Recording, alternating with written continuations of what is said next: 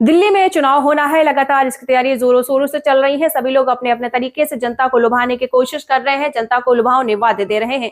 तो आपको बताते चले, इसी बीच अरविंद केजरीवाल जो दिल्ली के पूर्व मुख्यमंत्री हैं, उन्होंने बहुत सारी बातें बोली थी दिल्ली को लेकर। और आपको बताते चले, बीजेपी ने जो बोला था कि स्कूलों की शिक्षा फ्री कर दी जाएगी, तो बहुत सारी बातें जो बीजेपी ने बोली थी उन पर भी अरविंद केजरीवाल ने लगातार कटाक्ष किया था।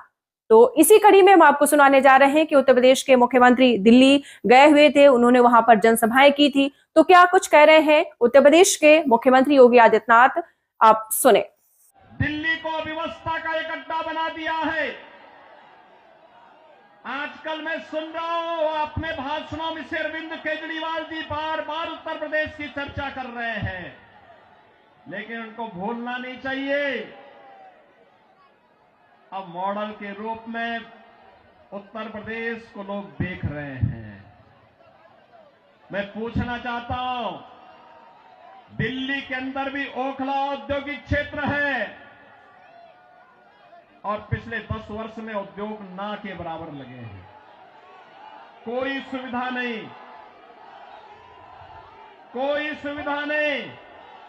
आम आदमी पार्टी ने एक सुनियोजित साजिश के अंतर्गत ओखला दिल्ली के अंदर उद्योग तो नहीं लगने दिए, कोई रुचि भी नहीं ली, लेकिन इसमें बांग्लादेशी घुसपैठियों को, रोहिंग्या को जरूर बसाने का काम किया है।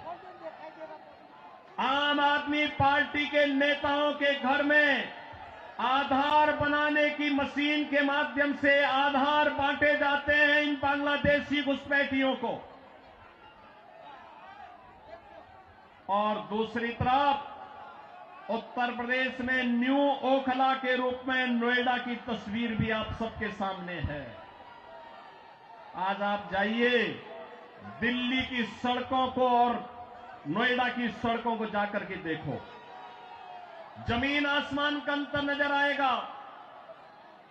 दिल्ली की सड़कों को और गाजियाबाद की सड़कों को जाकर के देखो, जमीन आसमान का अंतर नजर आएगा।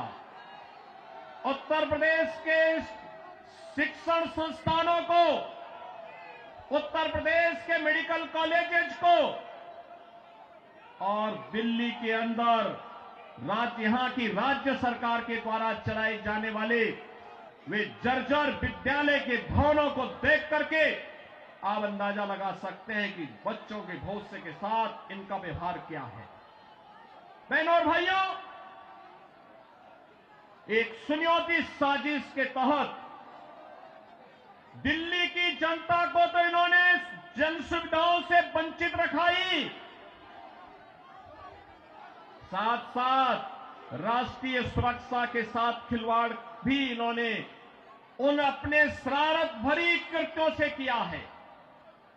आपने देखा होगा 2020 में दिल्ली के अंदर किस तरीके से दंगे करवाए गए और आम आदमी पार्टी के पार्षद और उनके विधायकों की संलिप्तता इस पूरे षड्यंत्र में सामने आई थी।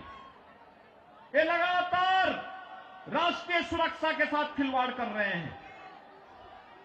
स्वाभाविक रूप से जो अपने गुरु सरदे अन्ना हजारे को धोखा दे सकता हो, वह व्यक्ति जनता को भी धोखा देने में माहिर होगा। देश को भी धोखा दे रहे हैं, जनता जनार्दन को भी धोखा दे रहे हैं। लगातार अपने वक्तव्यों के माध्यम से ऐसे ऐसे वक्तव्य जारी कर रहे हैं जिसमें अब मैं विश्वास के साथ कह सकता हूं कि दिल्ली की